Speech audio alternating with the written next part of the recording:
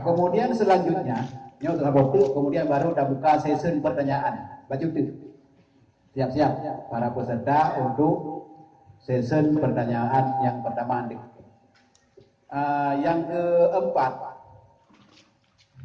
untuk satu sembahyang atau sehari puasa Ramadan diberikan kafarah satu mod.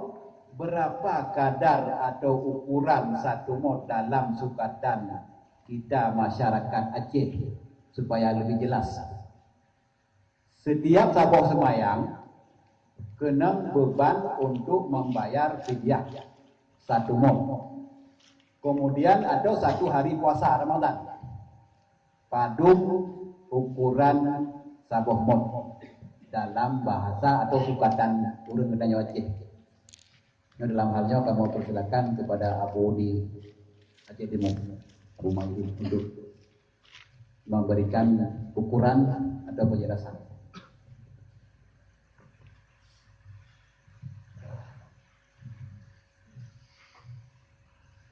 Ukuran fitrah yaitu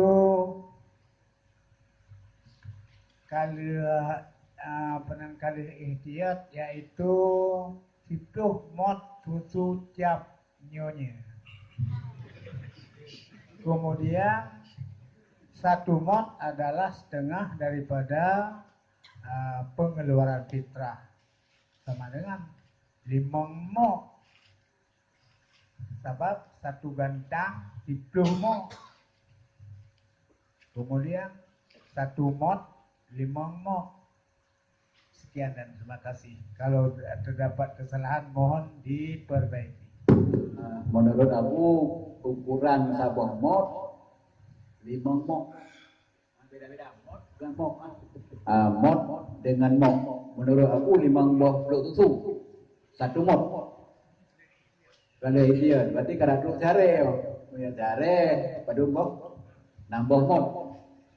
Mungkin penjelasan lebih lanjut dari Abu Ditimbang balik, kamu persilakan. Bismillahirrahmanirrahim. Terima kasih. Kadar garis mereng ukuran 1 mod. Lupa pal-palahnya karena nanti akan ada moke. Itu beda di antara mod dengan moke. Berdasarkan kewajiban zakat fitrah per jiwa adalah 1 sa'. 1 sa' dapat kita lihat dalam kitab sama dengan 4 mod. 1 mod sama dengan 1/3 ratal. Dan dalam bab zakat fitrah. Maka kadar ukuran isi 1 mod terbagi kepada 3 macam. Pertama, ukuran terendah. Ukuran terendah 1 mod sama dengan 2/4 mokke. Lam saboh mod itu isinya 2/4 mok susu. Atau dengan tulisan lain, karena per itu ada 2 tulisan. Ada kala tulisannya 2,25. Itu sama juga dengan 2/4. Penjelasan. Hampir di seluruh wilayah Aceh bahwa fitrah adalah 1/2 bambu. 1/2 bambu itu sama dengan 9 mokke. Maka dibagi kepada 4 mod. Karena 1 fitrah, 1 sa' sama dengan 4 mod. Maka 9 dibagi 4 itulah 2/4 mok ke atau 2,25. Kedua, ukuran tertinggi. Karena tadi modun itu ada 3. Yang kedua, ukuran tertinggi atau terbanyak. 1 modun sama dengan 3 mokkun. 1 modun itu sama dengan 3 mok pluk susu. Penjelasannya, sebagian daerah di Aceh, fitrah per jiwa 1 sak itu diterjemah dengan 1 gantang.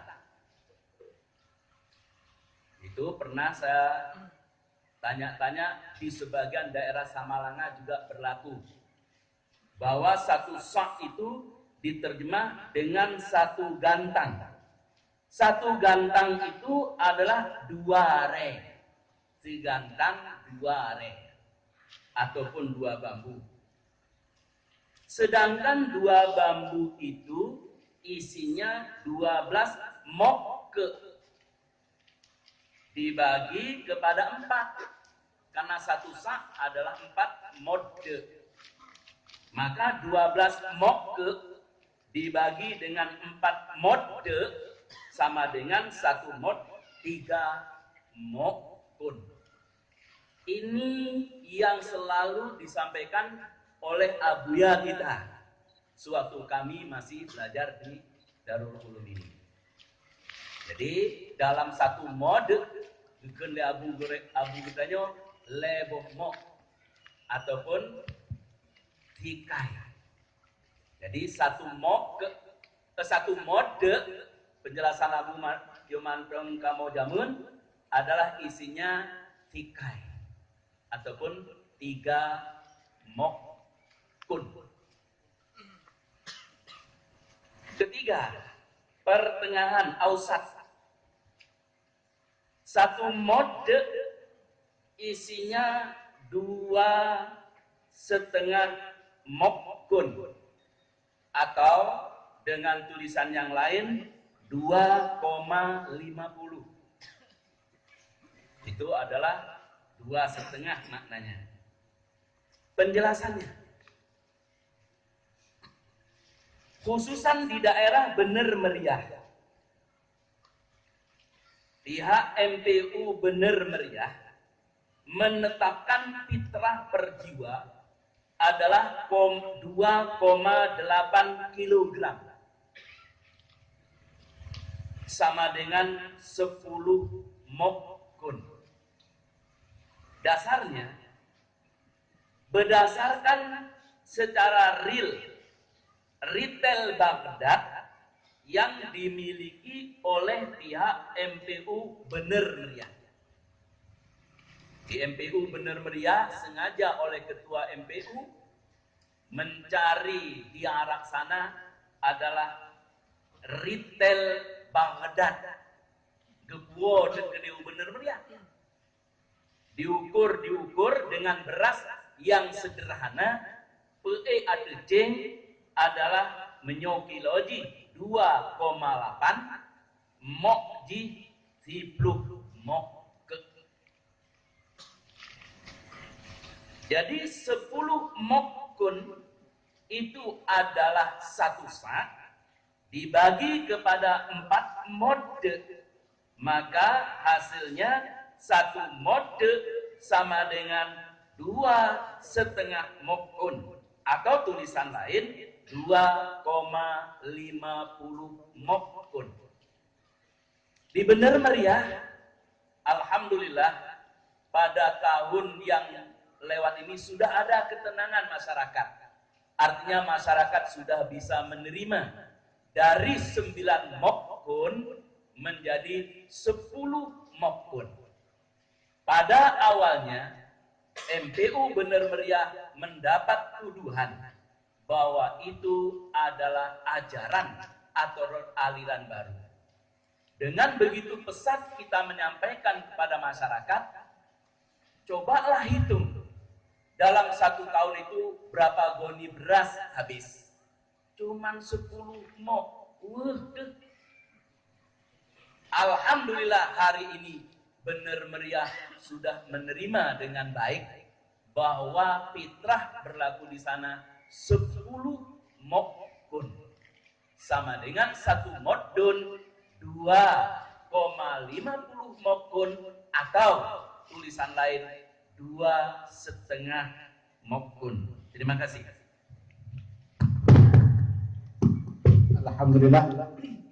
Pengupasan dari Abu di Simpang Balik yang lebih rinci daripada yang kali disampaikan di pemateri Abu Danya Buno, bahwa beliau menyimpulkan bahwa 1 mod ada terbagi 3. Nah, yang ukuran terendah yaitu 2/1/4 mok. 2/4 mok. 1 mod adalah 2/4 mok. Kemudian yang tingkat tinggi dalam 1 mod adalah 3 mok. Dan yang satu lagi tingkat pertengahan yang telah disepakati di MPU Benar Meriah adalah untuk 1 mod adalah 2,5 mok. Jadi nanhea kategori dalam ukuran mod. Cuma dalam halnya lanjutnya kan mau latih kepada Abu di Aceh Timur untuk penjelasan selanjutnya. Kira-kira gambaran dia Bu. Sebenarnya segala sesuatu yang telah disampaikan oleh Abu di Simpang Balik, itulah sebenarnya yang telah kami kerjakan. Jadi apa yang telah disampaikan sami'na wa ta'na. Kemudian terlanjur bagi tentang bagi 2, dan tinggal bagi pet. Sedangkan saya lihat dah bagi pet yang sekiranya setelah ihtiyat bunuh 2 mok setengah, kemudian leh ihtiyat jadi 3 mok. Okey. Jadi Abu rupanya berpendapat apa? Cuma cara ini agak keliru betul. Terus membagi dia Abu kepada 2, membagi pet. Jadinya masalah, ada masalah.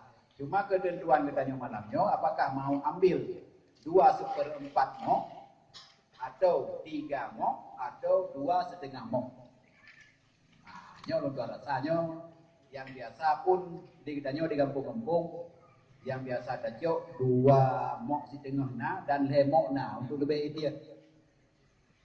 Jadi untuk 1 bulan puasa Ramadan sama dengan menghabiskan beras untuk sekali tolak 75 hari. Menyedacok 2,5 mok. 1 mok 2,5 mok. Habis beras si bulan 75 hari 3 bulan. Coba Mbak Budi Kenire. Cocok. Kemudian sepakat. Kemudian para hadirin sekalian, para peserta jamaah dan para peserta muzakarah, nyolah tiba sesi yang pertama untuk bertanya-pertanyakan di mana yang bersangkutan yang kali disampaikan oleh para abu pemateri yang barangkali kurang muktuh atau hal lain yang sebalik daripada penyampaian abu. Nyo sesi pertama kamu buka untuk 3 orang penanya.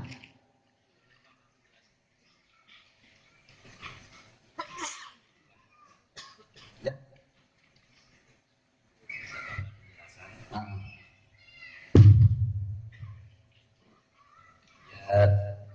Terima kasih. Sekedar tambahan penjelasan untuk kifarah atau fidyah sholat.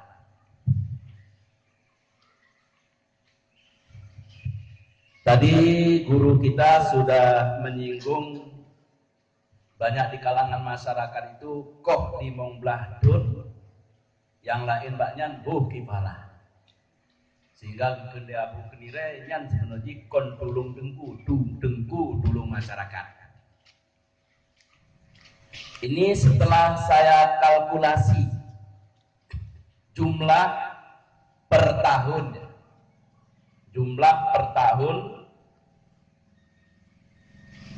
Yang pertama,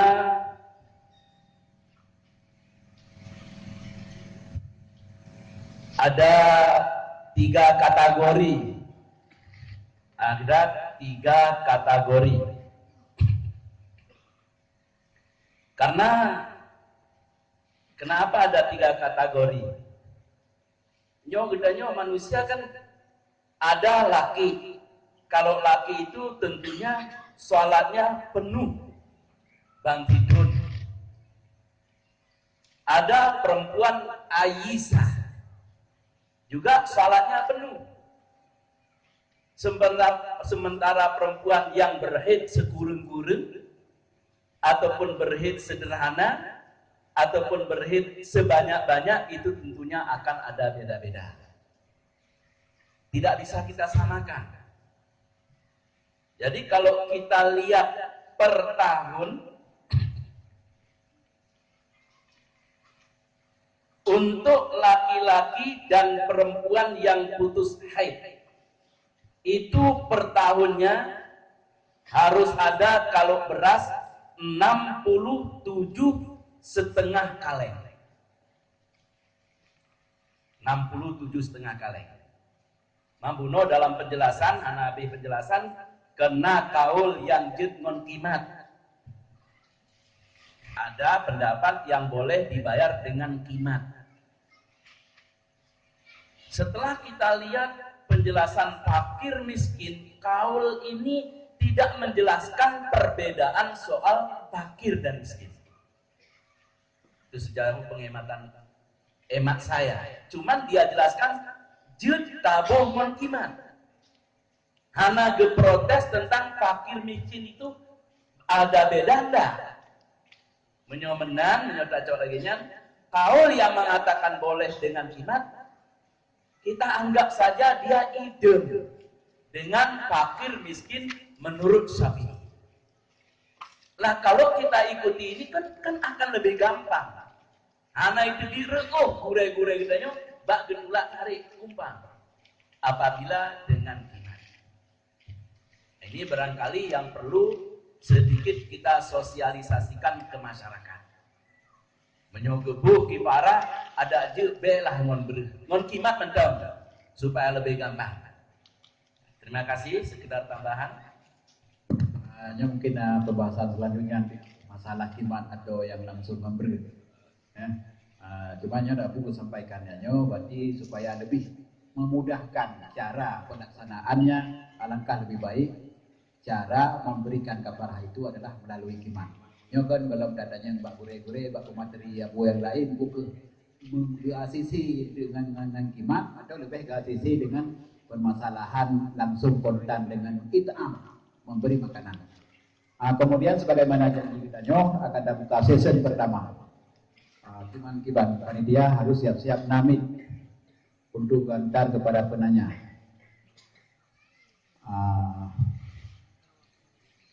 Kamu tunjukkan kepada penanya untuk 3 orang penanya, sebutkan nama dan di mana alamat, langsung masuk di dalam pertanyaan yang dipertanyakan, atau ada pemateri yang dipertanyakan secara langsung dalam pembahasan dari pemateri.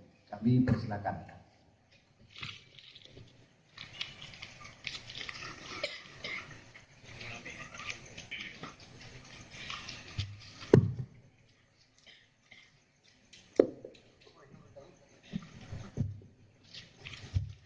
Assalamualaikum warahmatullahi wabarakatuh.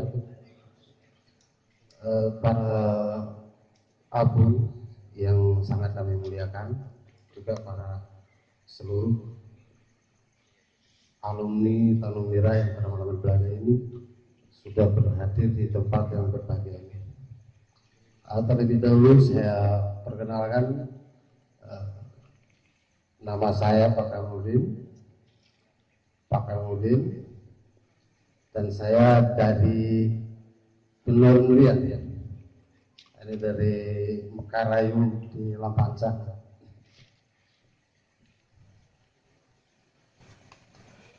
Yang perlu saya klarifikasi lagi ataupun mungkin bisa dikonfirmasi lagi tentang bahwa penjelasan yang secara ilmiah, maka tentu ini mungkin yang menjadi satu tolong kita ada referensi ataupun rujukan. Nah, ketika ini rujukannya jelas, permasalahan perbedaan itu ataupun permasalahan itu ada beberapa pendapat, maka secara otomatis itu akan menjadi satu pegangan. Jadi saya pikir kalau ada referensi yang jelas, maka otomatis kita semuanya mungkin sepakat untuk memegang itu. Tapi yang kedudukan ataupun status hukumnya dan kedudukan masalahnya dulu masalah itu bagaimana? Jika kita tersebut tidak menyatakan referensi-referensi yang jelas.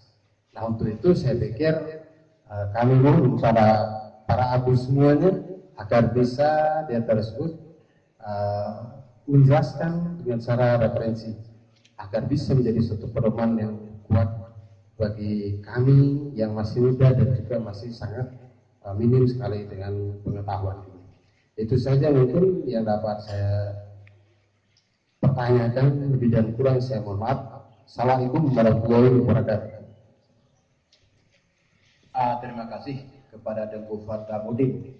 Kemudian kita persilakan kepada penanya yang kedua. Kira-kira ada penanya yang kedua, langsung kami mohon untuk berdiri di sebelah kanan pentas. Kami persilakan.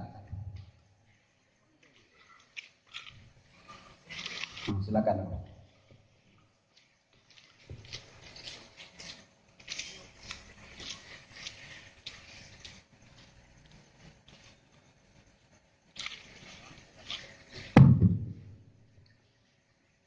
Assalamualaikum warahmatullahi wabarakatuh. Yang kami hormati Abu Guru Agama Bangandun, nama ulun tuan Tengku Nasruddin dari Dayah Nahdlatul Ulum di Syamsadir Abayu. Menarik permasalahan tentang zakat fitrah, di mana ulun tuan kalian di Aceh ada 3 bentuk zakat fitrah. Menurut riwayat latar belakang bacur supaya terarah. Pertama, penyerahan zakat fitrah dengan beras, boleh juga dengan uang, tapi dihargakan 4 jenis makanan pokok. Karena ketika kita berbicara dengan uang itu terfokus pada mazhabnya Hanafi, tidak dalam Syafi'i. Berarti kalau kita memberikan zakat fitrah dengan uang, maka harus dihargakan 4 jenis makanan pokok pada Hanafi. Itulah tamar, syair, zabit, dan akid. Itu yang terjadi di Aceh Utara. Dan seruan dari MPU Aceh Utara demikian, walaupun tidak ada fatwa, karena dari MPU Aceh Utara itu tidak ada fatwa, yang ada fatwa itu MPU Aceh. Yang kedua, ada sistem pembayaran zakat fitrah dengan beras, boleh juga dengan uang, tapi dihargakan beras dengan ukuran 2,5 kg.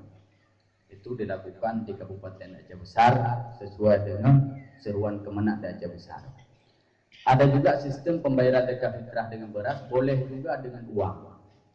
Tetapi harus dihargakan juga beras, ukurannya bukan 2,5. Karena kalau 2,5 atau 2,8 itu ukurannya Imam Syafi'i.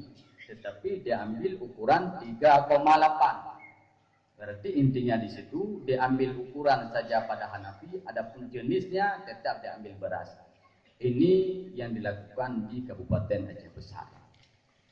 Kemudian saya menganalisis yang pertama di dalam madhab Syafi'i yang tanya bahwa petubi zakat fitrah dengan beras dan tidak boleh dengan uang. Ini tidak boleh dalam madhab Syafi'i. Kalaupun berpegang pada mazhab Hanafi, berarti dengan jenis makanan yang disebutkan oleh Hanafi boleh juga dihargakan, tapi dengan harga 4 jenis makanan pokok pada Hanafi. Perbedaan ini muncul karena pemahaman hadis dari Abu Sa'id Al-Khudri. Kunna nukhriju zakat al-fitri in kana fina. Adi Rasulullah sallallahu alaihi wasallam sa'an minta amin. Mungkin pertanyaan lu ini.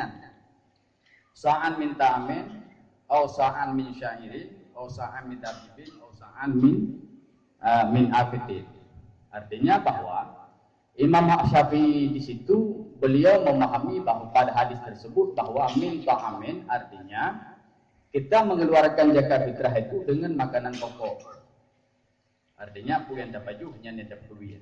Adapun Imam Hanafi beliau makna ta'am dari hadis tersebut yaitu ada yang dipahami hadis di depannya, artinya min syairin au sa'an min dabibin dan sebagainya. Artinya makna makanan itu itulah makna 4 jenis makanan pokok.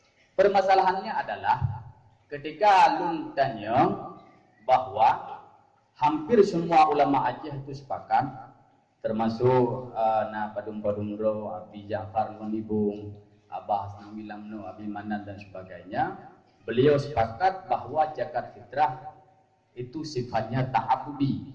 Artinya sebagaimana ketentuan, jikalau kita berpegang pada Syafi'i, ia berikan dengan makanan pokok, tidak boleh dengan harga. Memberikan atas mazhab Hanafi harus 4 jenis makanan pokok. Sebagaimana referensi yang beliau ajukan ada dalam Tuhfatul Fuqaha dan Mausu'ah Fiqhiyah dan sebagainya, yang dibaca bahwa ketentuannya kalau dalam mazhab Hanafi harus demikian. Yang memberikan zakat fitrah dengan harga beruh sebagaimana di Aceh Besar dan kota Banda Aceh, beliau mengatakan bahwa zakat fitrah itu sifatnya ta'akuli.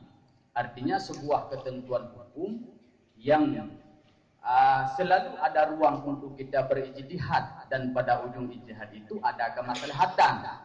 Misalnya urunyo mandung murung na beruh tapi peng hotel rorayanya nyan hana, maka jika harga beruh tajuh peng. Itu kemaslahatan, kata beliau itu ta'akuli. Kalau satu pendapat lagi tetap ta'abudi, tidak boleh berpindah. Cuman yang jadi pertanyaan Lun adalah kiban cara dapahami zakat fitrah ta'abudi dan ta'akuli. Karena kalau berbicara ta'abudi itu sebuah ketentuan hukum sebagaimana dalam nas Al-Quran dan hadis, dan tidak boleh kita merenovasi terhadap ketentuan itu. Contoh semayang 5 waktu-nya hana payahli, hana ijtihad. Tawaf bejugonya hana ijtihad. Sementara pada zakat fitrah yang dipahami oleh ulama mazhab, dua-dua ulama mazhab berijtihad pada hadis yang sama. Imam Syafi'i berijtihad makna ta'am itu makanan pokok. Imam Hanafi berijtihad makna ta'am itulah makanan yang disebutkan oleh Rasul di depannya harus 4. Pula Imam Hanafi berijtihad boleh memberikan dengan harga. Jadi inti ulang segala kiban tamukum zakat fitrah ta'abudi, sementara Imam Madhab sendiri beliau berijtihad pada sebuah hadis dari Abu Sa'id Al-Khudri. Sekian demikian. Assalamualaikum warahmatullahi wabarakatuh. Terima kasih kepada Tengku Nasruddin dari daerah Nahdlatul Ulum Bayu. Kemudian satu penanya lagi, kita persilakan.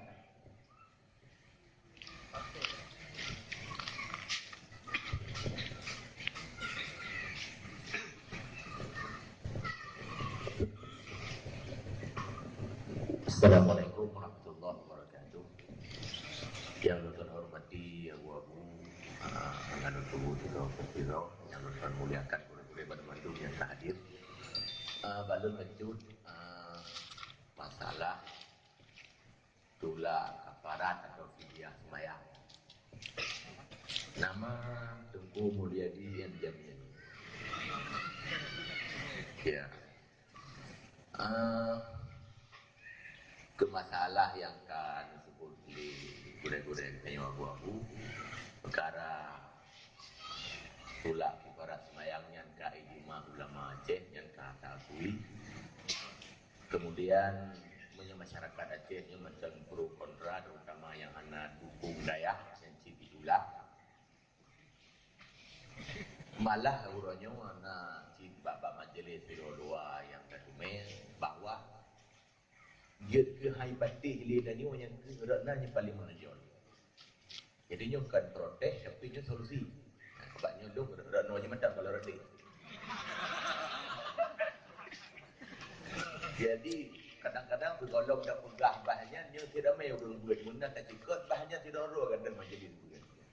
Karena bagi sorot Imam Syafi'i sesuai dengan yang kami baca-baca, man mata wa la salatu la yuqda alaihi wa la yuqda alaihi, la yuqda wa la yuqda alaihi.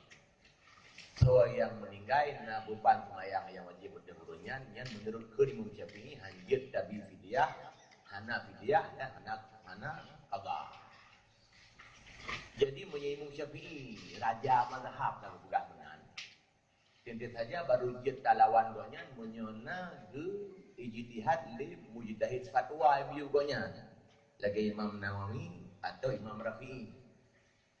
Sehingga yang tancuk pendapat kadim ada fi Imam Syafi'i. Jadi gara-gara karena rekomendasi dari Imam Nawawi bahwanya kuat. Adapun di bawah-bawah hurungnya lagi Syekh Ibnu Hajar Al-Haytami kan mujtahid fatwa. Mereka adalah mukarrir walaupun hanya sebahagian masalah na 3 waktu. Jadi acuan tanyo ala mazhab Syafi'i nyo kibah. Jika kata dang fi wajihin yang menurut yang long tumpeng juga mungkin lembura-dura yang lebih pula abu-abu untuk lebih gambaran ke kamu. Fi wajihin nalung bacanya dhaif jiddah. Sedangkan dalam Kaliubi kutubah-kutubahnya pendapat marjuh dia tak amai pertama baik melawan masalah halu dengan haru. Ini saboh pegah halu dan saboh pegah haru. Ini yang marjuh baik damai. Yang kedua baik dhaif jiddah. Baik berat halangan. Sedangkan yang belum baca-baca fi wajihin dhaif jiddah. Jadi tak kala untuk lajunya lebih ikhtiyar gitu. Kadang juga Abu Idri Imam Syafi'i. Betul. Sebab selamanya tak ada Abu yang nak di Aceh, mesti tak ada lagi Abu Idri. Muhammad bin Idri dulu. Nya hanali sorot tanya. Nya kibancara tapi solusi kepada masyarakatnya supaya tanya sampai sampai gara-garanya dianggap lain-lain kabangai. Padahal le tak ulama tanya yang mencara-cara gara-garanya sabok. Kah itu le mendu-mendu.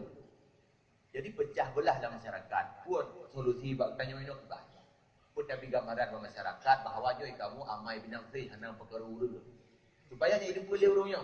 Dipikir juga hana itu mah dia urangnya pu amai dan sih kalau amai dan sih pikir nya fatwa. Kali tapi keterangan berbagai macam tetap dianggap nyan adalah cara urang bengan. Jadi bet sampai bangai tanya-tanya ulama daya gara-garanya hidup nyo dibacara tapi gambaran masyarakat. Jadi nyo kan bantah cara haji. Ya, cara haji iban tapi solusi kepada masyarakat nya imaklumi bet sampai dianggap danyo bangai. Demikian menurut Tuan yang jawab menurut Pak Abu-Abu atau yang mungkin dan terima kasih sebelum ini kami ucapkan sebesar-besarnya. Wabillahi taufiq wal hidayah. Wassalamualaikum warahmatullahi wabarakatuh. Terima kasih kepada Dengku Mulyadi M. Jamil, penceramah kondang. Juga tampil pada malamnya untuk mempertanyakan sebuah masalah. Luar rasa kata tuh ini dalam season pertama. Dino, bertanya mohon kepada Abu-Abu ditanggapi.